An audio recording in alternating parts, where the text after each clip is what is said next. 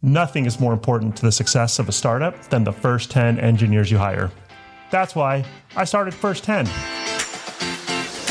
Hi, I'm Boris Epstein, CEO of First 10, and with me is my colleague, Alexis Munger. Hi. At First 10, we work with early founders to help build early engineering teams. And this is the First 10 podcast, where we bring you valuable insights on building early engineering teams from all sides of the equation. Engineers, founders, even investors. On today's episode of the First 10 podcast, we're talking to Bobby DeSimone. What a great kind of vibe and style about him and the kind of intentionality that he's infusing into his startup. That was the biggest thing that jumped out to me. Seems like second-time founder, learned some really valuable lessons first time around, has brought some of those lessons with him, some definite consistencies around building lean, around building remote, work-life flexibility, and then very engineering-centric culture that aligns with the product he's building, open source, open culture, open team. I just liked a lot of parts of the kind of overall vibe that he brought to our conversation and clearly to the startup that he's building. Yeah. I mean, and it makes sense too. I think given the product that he's building a dev tool that'll allow companies to allow employees to work remotely and securely. And so it makes sense that he's, I think, put a lot of effort into building a good remote engineering culture. And it's good to hear that perspective, right? Because everybody is talking about in-person and a hybrid, which is all great and fine. But I think it's also cool to see a founder who's got really a good example of what fully remote culture can actually look like and how it can be successful. And he's done it very well.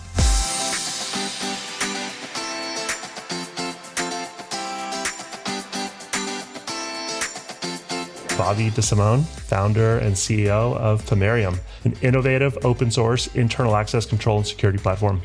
Bobby is a seasoned entrepreneur, second-time founder, having previously started Sherlock, which was acquired by BeyondTrust in 2011.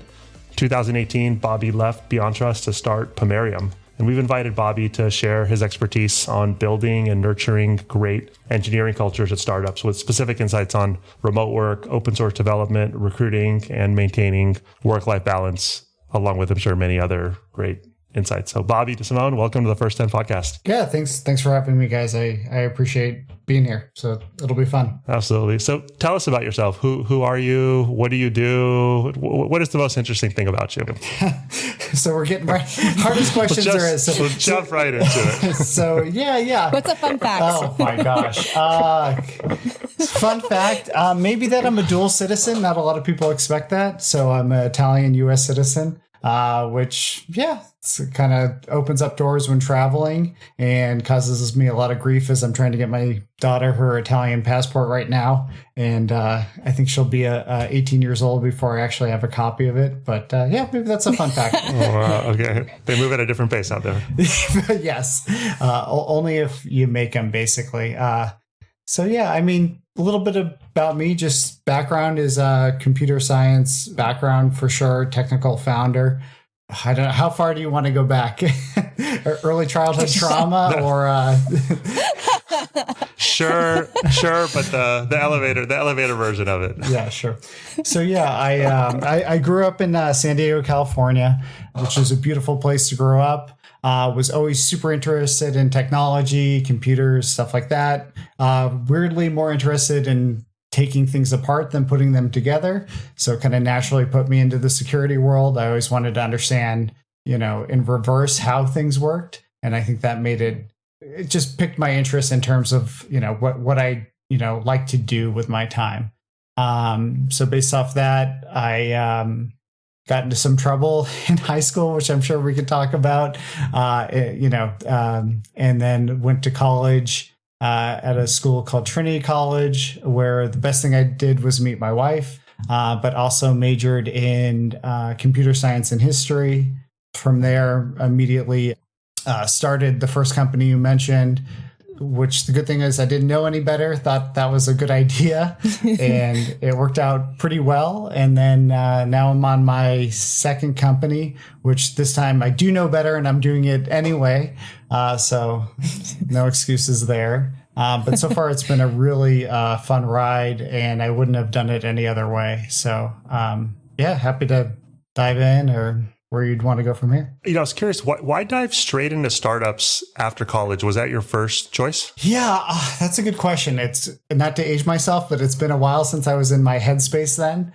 I think like, this is true the second time as much as the first time, is you kind of look around and you see a need that's not being met by the market, and you're just going like, this should exist. Why doesn't it exist? And both of my companies really just started as not necessarily to start a company, but to work on an interesting technology problem that felt like it had commercial utility. So for the first company, Sherlock, it was, this was when the iPhone was becoming more and more prevalent, Android was becoming more and more prevalent in the workplace, and people like IT departments were really struggling to get their hands around, what do we do with all these people bringing in their own devices, or BYOD, when previously everyone had a BlackBerry. I don't know if you remember that. Everyone had the physical keyboard, and that was real big. Yeah. And so just getting a rein on like what that meant. And so Sherlock was the idea of being able to add some control to folks who were bringing in their own devices, and sort of do some amount of threat scoring for what was going on those devices, what sort of applications were going on them, and what the relative threat that would be taken on by the organization by having it brought in. So what do you think is the difference between doing a startup in 2011 versus like doing a startup in 2019? Or I think, is that when you started Pomerium, is 2019? Yeah. Yeah. Man, it's so different. I mean, mostly in good ways, I would say. There's so much more infrastructure. Yeah. The community is so much more evolved. I mean, I was not plugged in at all at the initial part of, my first startup. Didn't know anyone, no connection, hadn't met anyone who started a tech startup. Like I said, I grew up in San Diego, founded in San Diego. It's not like a huge startup community. So it was just trying to figure it out as we went. And I would say a big difference, is the first company was not venture backed. So that's, it's been a totally different experience being a venture backed company this time around. But I would just say there's just, I think it's easier, right? Proliferation of like cloud technologies makes shipping easier. I'd say, the fact that everyone is like remote first makes finding talent, easier. And I'm sure we'll talk a lot about that. Yeah. I mean, we're in a much better spot now than we were in 2011, at least for me personally, for sure. How big was Sherlock? Like, how many employees did you have? Tiny. So the most we ever had was 4 people. It was me and a co-founder. Oh, wow. Yeah. So we were very small. And we were acquired very early as well. That's crazy. 4 people. Wow. Okay. Cool. Very cool. Yes. And you like building, Bobby, I know, when we first met you, you were also, I think, at about 4 people. So you must have a just kind of philosophy around staying really lean until some point. What are your thoughts on that? Yeah, no, I mean, there's a few different ways to do it, right? And it sort of has to match your personality. So for me, I'm pretty conservative, which is like, I like to grow when I feel like we're kind of bursting at the seams, which probably isn't the best way to do it. However, it makes me feel like all the growth is super intentional, right? Like there's a big need when we grow the team. And I feel an immense amount of responsibility to the team when I add new members, that I'll be able to provide a livelihood for pretty far out into the future. And sometimes, especially in the venture back world, you'll see people grow like crazy and maybe not necessarily like build it and they will come, but sometimes they don't come. And I think that can be really painful. And, knock on wood, that hasn't happened for us so far, but it's definitely part of the game. And like, it can go well either way, but my own personality is I kind of prefer to hire slow for that reason. That makes sense. And that's probably like the conventional, way to grow a business, right? I mean, we're revenue funded business. So when there's revenue and when there's need is when you hire, right? What a crazy thought, right? I mean, what a crazy thought, right? Make money when you have it, then you spend it. It's funny at our last round, I was like, oh, and like we're profitable, and they're like, oh, and like I don't know if that was a positive or not. Like it's like, but for me, it's really nice to be like an actual business at the end of the day, right? And I mean, everyone like the great companies out there that they get there, right? But I prefer to get there first and then scale the business. Probably the more responsible way to do it. Sure. So I'd love to jump into our first topic, and it may or may not be a contentious one depending on kind of how this all goes, but remote work, right? Yeah. As I fully understand it, so Pomerium's fully remote, right? Yeah. So how do you build and nurture a company culture within a fully remote team? Yeah, it's a really good question. It's a really hard question to answer, and every group is different. I think it has its unique challenges for sure versus in person, right? You're just like not together as much with people.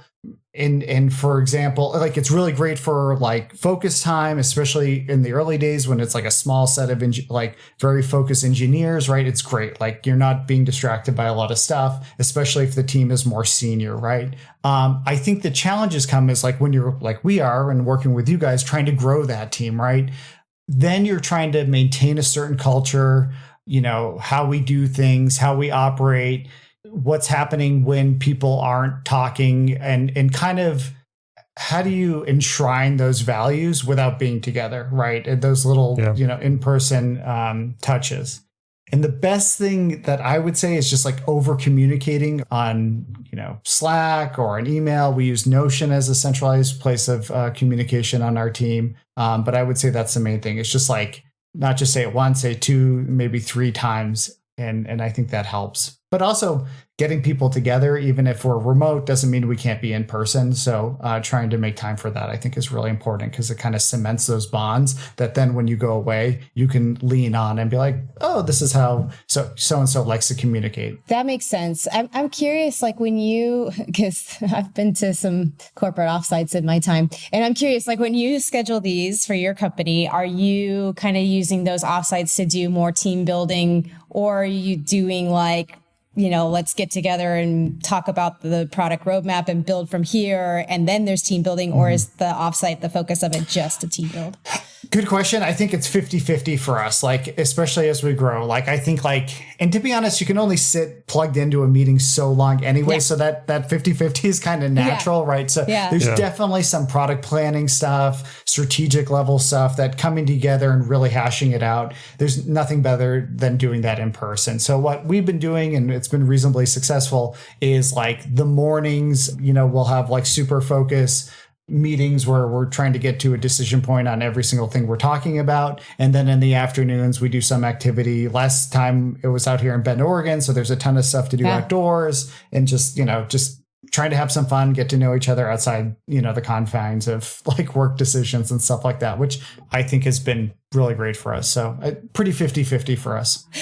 Was that the one that you were planning one, right? I remember last time we were talking about it. That's right. Well, and that's actually something like, you know, like start about early stage, which is like all the things that, you know, a founder or founders do, which is like, if you're going to have an offsite, you're planning it, right? You're like reach out to the Airbnb and you're booking everyone's flight, and you're making sure people who have dietary restrictions, the restaurants are right, or this and that. And like, you know, that is totally part of the game at this stage. And yeah, like, but it's worth it, right? Yeah. But I think a lot of people, you know, might not expect that to be part of like what you're doing day to day, but it totally is. Yeah, absolutely. Yeah, founders are kind of all encompassing, right? There's nothing that a founder kind of, you know, do everything, doesn't touch. Yeah, that's right. Anything there is to be done eventually is on, you know, on us, which it should be, right? Yeah.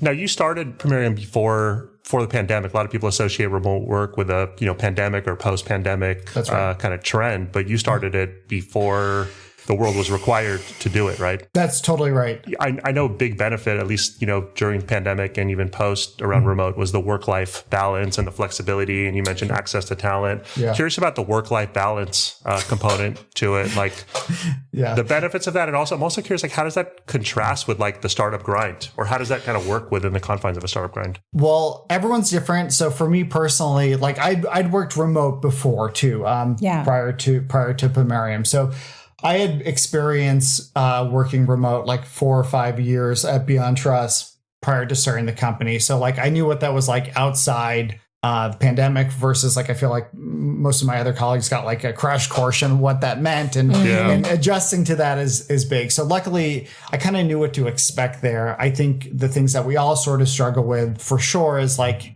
benefit to work-life balance. But if I'm being totally honest about me personally, I have to work really hard to maintain work-life balance because, you've heard this, I'm sure, from many other people. It's really hard to leave, right? So you're kind of always on, right? And that I don't want to assume, but I definitely feel that as a founder where the buck stops with you for everything. And so if there's a customer need, being on call 24/7 for your customers, for your employees, is something that I've worked to try to get better at, especially as the business matures, because it's not sustainable. So I think remote work has, like for everyone else, created real challenges in terms of maintaining that work-life balance, and all the power to people who are able to better find that equilibrium, because it's definitely there, right? Like, especially for different roles. Yeah. Yeah. Curious, are there specific things that you do to create boundaries? Do you have kind of an on-off method, or kind of times where you purposely are able to turn off? Yeah, I think something I know about myself is at dinner time, I just don't bring my phone anywhere near me. Good move. Yeah. Good move. Which avoids that. Exercise is I've found really important for me in terms of clearing my head. So I just don't leave it anywhere near me. And I try to do as much of exercise with my wife as possible. So you kind of get a 2-for-1 there. Yeah. Although I'm not sure she likes it as much as I do, because I'm a little on the chatty side. And so it's stuff like that, right? I think it's just, you kind of have to force it. And then if I go on a hike, I try to leave my phone at home, and there's no threat of distraction there. So that's the best way I know how. Yeah. I think I started working remotely before the pandemic too. And prior to having kids, I had no sense of work-life balance because your day never ends. Yeah. But having children kind of forced me to stop working at a certain point in the day because you don't have a choice. So that's totally true. We just welcomed our first little baby girl last November. And that is, I totally feel that right now. It's and for me, I love that bath time. So you can't bring I guess you could. You can't bring your phone into the bathroom as you're cleaning your daughter. But that's been a great time. And kids are you screw up the schedule, you're going to be paying for it. So that does keep you honest. So it's it does pull me away from my computer at the very least at 7 p.m. every night for bath time. It totally resonates with me. It can be done. You can have it all. That's right. There's a great Twitter, by the way, that I love. It's called Man Who Has It All, and it's just a bunch of it's an inversion of the woman can have it all, and it's when you see it inverted like that, it's quite powerful. I'll say that. Oh, that's funny. I want to see that. Check it out. Curious about on the other side of boundaries. Curious about burnout. Either how do you kind of navigate burnout in yourself, or how do you make sure your team stays not burnt out? Really good question. Again, I would say for myself, I found the most important thing to avoid burnout is to be working on something I'm passionate about. Maybe because it just feels less like work and it's more like mission, and it's the version most founders, they've started a company because they think the company is providing something or a part, of the world they want to see exist. Right. And so when you're doing something like that, it's helpful to avoid burnout in that way. It's just working on something you care a lot about. That said, even then there's limits. And I think it's on every person to find what helps them feel like they have some balance. Like I said, exercise is important for me. Dinners with the family are really important for me. That's when we come together and I can not think about work. Yeah. So it usually doesn't have to be a lot, but you got to find the 2 or 3 things that just ground you. And I think for me, that's exercise and time with family around some meal. Yeah.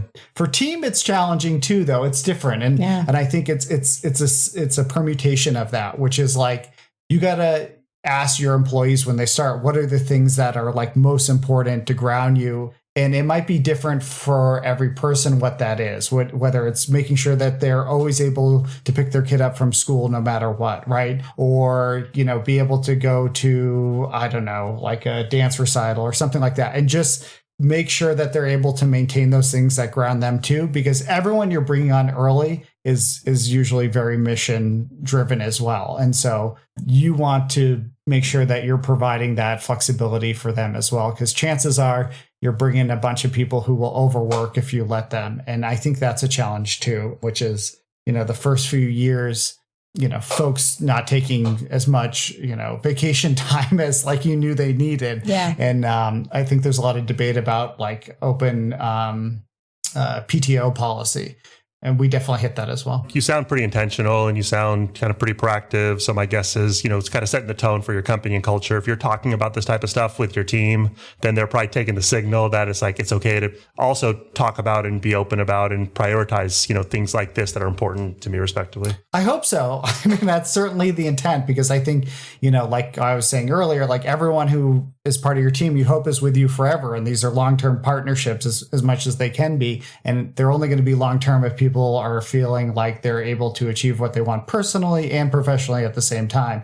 And at a certain point, if you don't give people the space they need to do what they want personally, they're going to hit burnout, right? Yeah. Yeah. Is this how culture has been from day one, or have you noticed it evolve, over the years as you've grown? That's a good question. I think it's evolved based off like who's joined the team, and everyone has a slightly different work style, and it's become more diverse in what people need and the space they create for themselves and their work environment.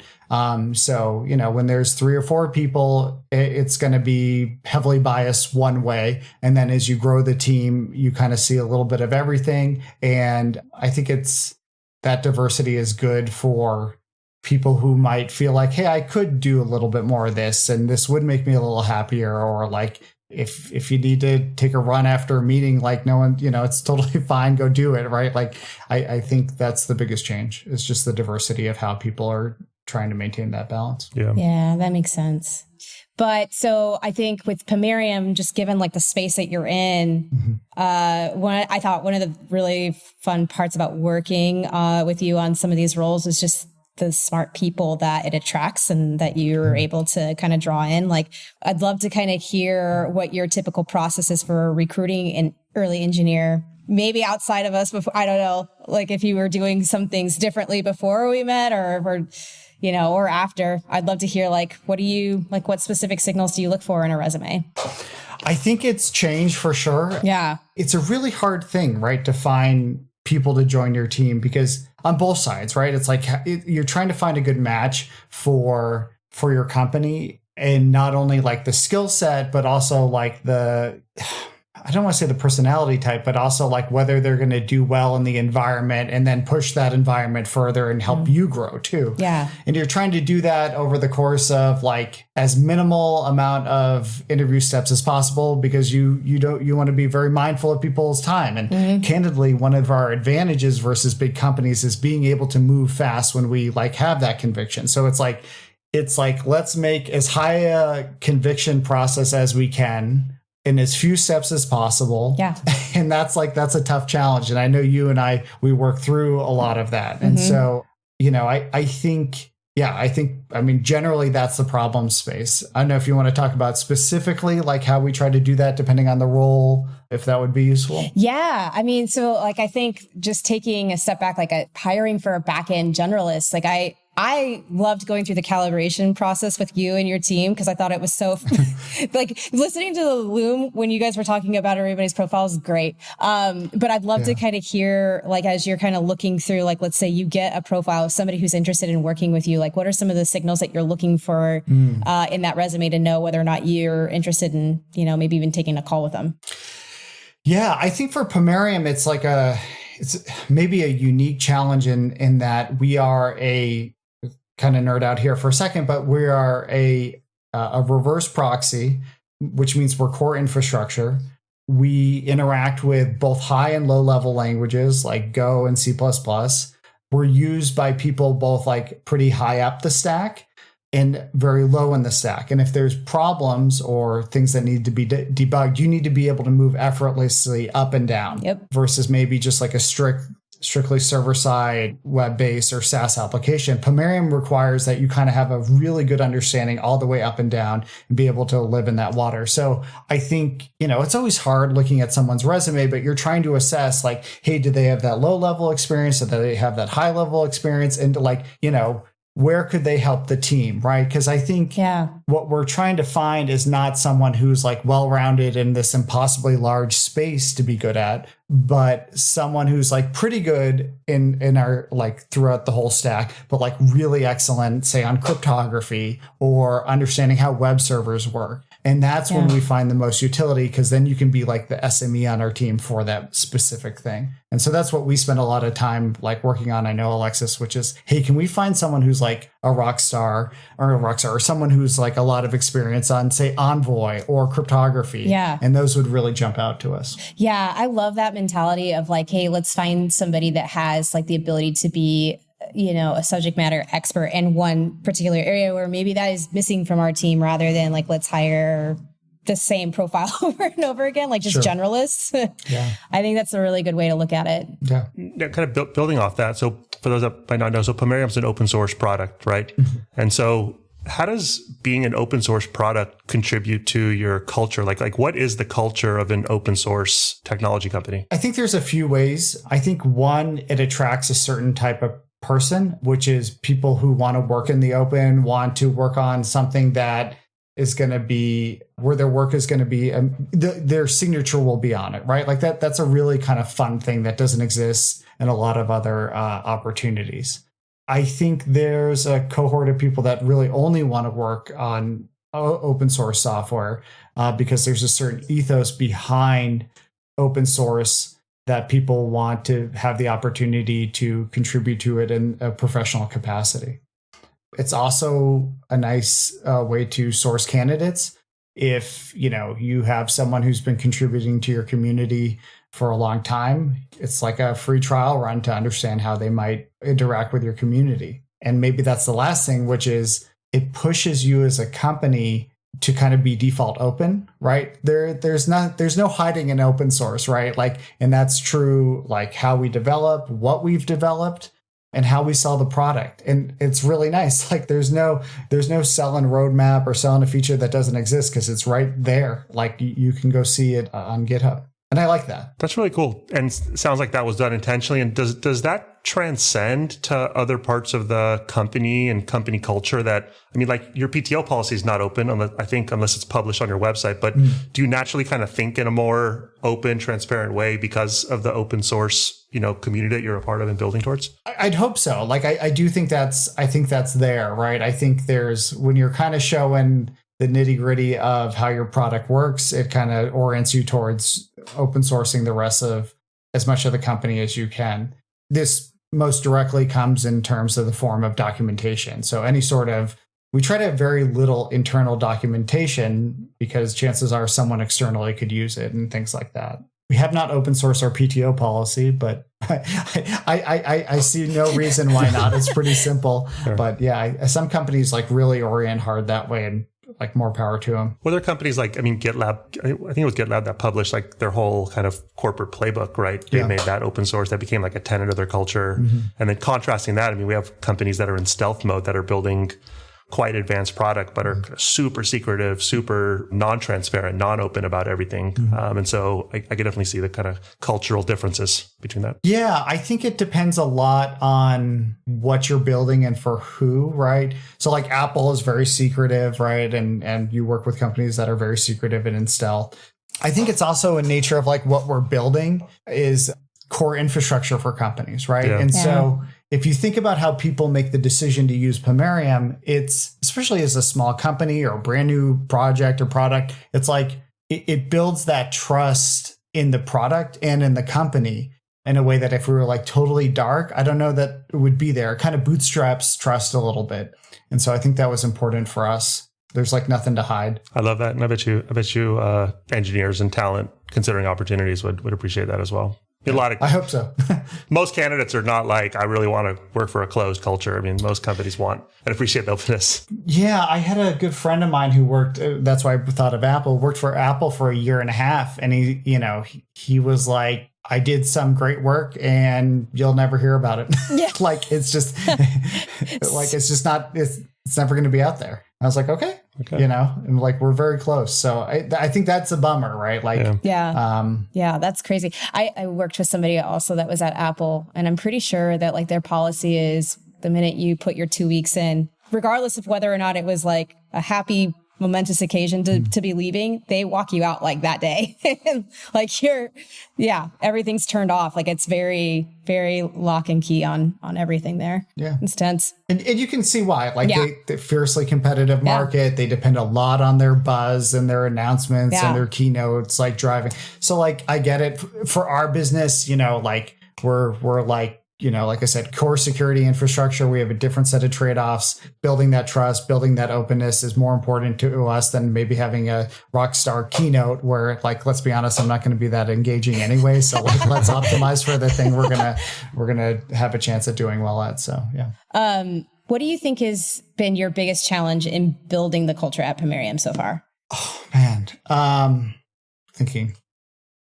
It's such a good question. It's hard to answer. I think it's trying to concretely articulate in an environment and a culture that brings out the best work in the people you've had join your team. Yeah. And abstract, that's like easy to say, but like what that means, it takes a long time to get to. Yeah. And it's like that openness, it's that repeated communication. And something I've recently had the discovery of is it's the biggest part is building a culture of trust. And like what that means is, and I was trying to articulate this to a team member the other day, is if you've ever been on a great like sports team or musical team or whatever it is, like what trust means in that environment is like, I know that if I take this shot on goal or whatever and I miss, I'm not going to be judged for it. My whole team's going to like, even though they might have to like play defense to make up for it not working out, everyone's on the same page. They know why I did it. They know that I'm just trying to like advance the team and we're all in this together. There's no snipiness. There's no individuals. And I think that's the company culture that I want to make sure is there and continues into the future. And so I've been thinking a lot about that trust portion of company culture. Yeah, that's a really good way to phrase it too. It's like the sports team. I think there's like another company that uses the sports team analogy. Like we're not a family, we're a sports. Is it Netflix? I think it's Netflix. But I think that resonates. That resonates a lot with me. I know that you play competitive tennis or used to. I wasn't very good at it, if it tells you anything. I come from a family of great athletes and I was like clearly the black sheep. So that's about as deep as I go there. But yeah. That's funny. Curious, on the note of challenge and on the note of intentionality. So this is your second company, and I'm sure you're capturing learnings every day, right? Being your 5th, 6th year into it. If you had the chance to start Pomerium over today, anything you would do different or any adjustments you would make, any learnings? I mean, there's so many, it would be hard to list. There's so many mistakes you kind of make along the way that are both little and large. But I think there's mistakes you can make and you'll survive. And there's mistakes you can't make and you'll fail. And I think luckily we've only made so far the mistakes that are small and you can learn from and adapt from and make the adjustments. Yeah. Nothing immediately comes to mind other than maybe I probably should have worried a little bit less and just, trust and trying to stay focused on making a great product. And that's all you got to do.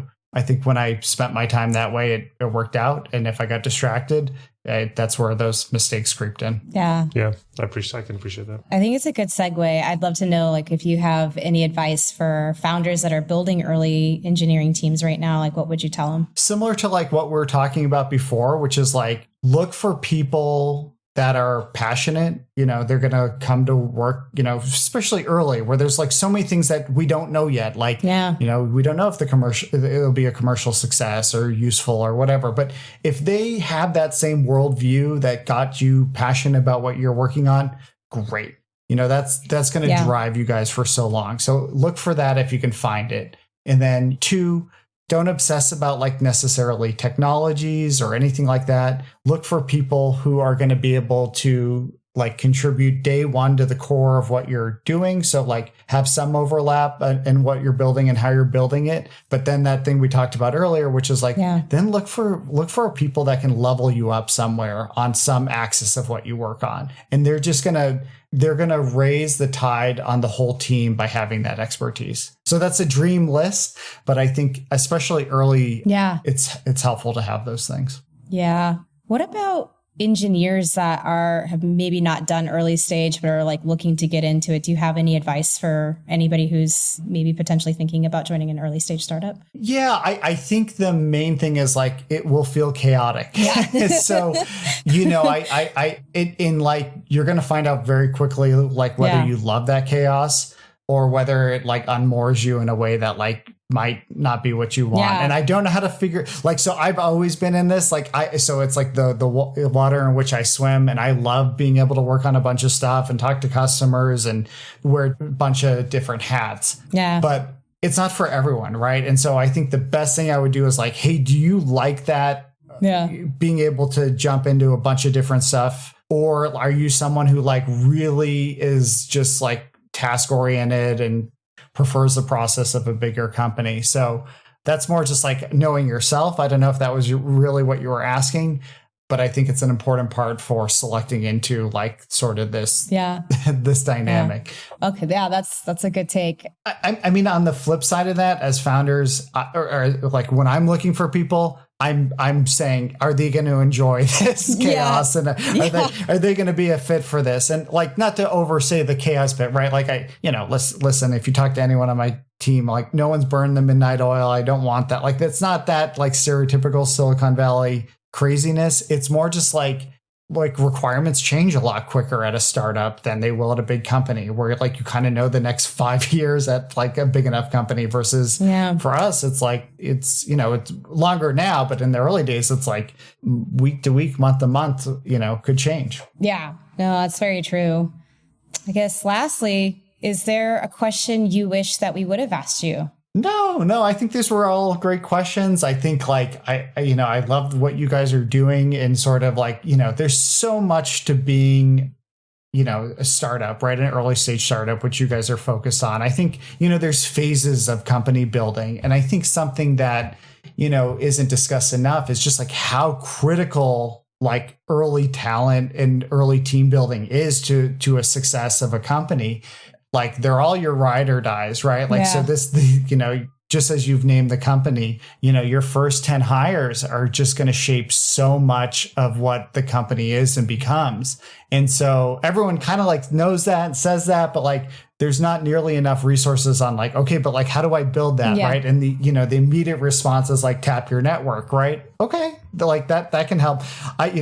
Maybe I'm revealing too much about myself, but like, I don't have like 10 best friends that are, Go C++ programmers. I do now on my team. Right. But I didn't coming in. So anyway, no, there's nothing I thought you guys should ask. And I think this is a great opportunity to talk about this stage and the particular problem of team building. That's awesome. Thanks, Bobby. I really appreciate your forthcomingness on everything and your kind of openness. I guess, if I were to use one word to describe Pomerium, I'd probably go with open, given the open source nature, given your openness, given the kind of like, blended nature of work and then life and, how that feeds into it. It's tough. I think your challenge of like, am I building a culture that allows for everyone to be their best? I think that's aspirational and kind of the never answerable, right? Because I mean, who really knows what someone's ceiling really is? But it sounds like it's kind of set up for that. I bet your team loves working for you. So appreciate you taking the time to be with us. Bobby, where could people reach you? Anything you want from the audience here? Are you hiring? Can people apply if you are? So we're always hiring. Given that, maybe people are looking at this at a different time, the best place to see what we're hiring for, it would be to go to our website, which is www.pomerium.com. If you're interested in hacking on Pomerium, GitHub is on the same name. Check it out. Make fun of me and my early coding, and would happy to see any pull requests to fix any mistakes I might have made. So that's probably the best way to find us on the website or on GitHub if you like hacking on this type of stuff. Awesome. Thanks, Bobby. Really appreciate it. Thanks again for coming on. Yeah, it was fun. Thanks, guys. And that brings us to the end of this episode. Do let us know what you thought of our episode on our Twitter or LinkedIn. Look for the links in the show notes. Both Alexis and I are not professional podcasters, as I'm sure you could tell. We just love talking about early stage startups. And if there's a recruiting related question you'd like answered, or you could use help with anything hiring related, jump on our website. It's www.first10.com. That's 1st10.com. And we'll do our best to get that answered for you. Thank you so much for staying with us till the end. My name is Boris, and with me is Alexis Munger. And we'll see you next time on the First 10 Podcast. Bye.